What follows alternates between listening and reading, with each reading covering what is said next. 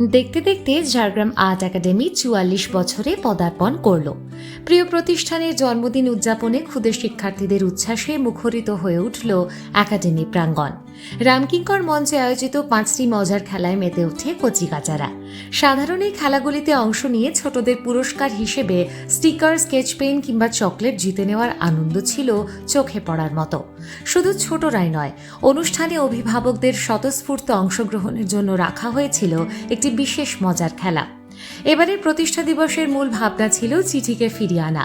বর্তমানের এই প্রযুক্তি নির্ভর যুগে আমরা যখন টেক্সট মেসেজে অভ্যস্ত হয়ে পড়ছি, তখন হাতে লেখা চিঠির আবেগ আজ প্রায় বিলুপ্ত।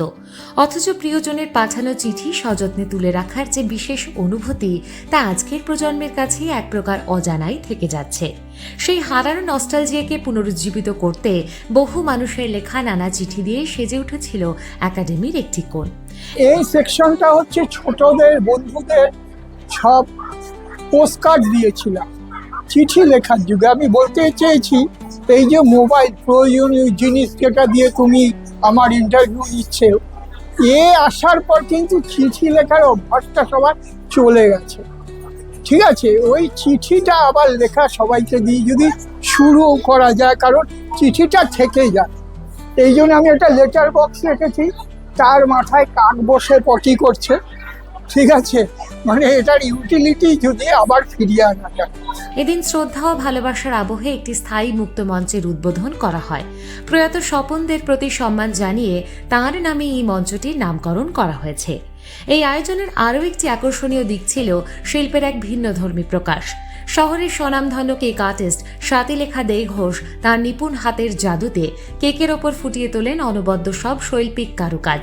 সাধারণ ১ পাউন্ডের কেকও যে একজন শিল্পীর কাছে সৃজনশীলতার আস্ত এক ক্যানভাস হয়ে উঠতে পারে, উপস্থিত দর্শক স্বাতিলেখার কাজে তারই প্রতিফলন দেখেন।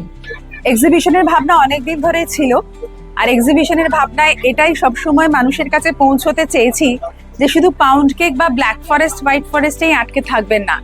এগুলোর থেকে এখন কেক একটা আর্ট, মানে কেক যারা করেন তাদের এখন এমনি আর্টিস্টদের মতো আমরাও এখন কেক আর্টিস্ট।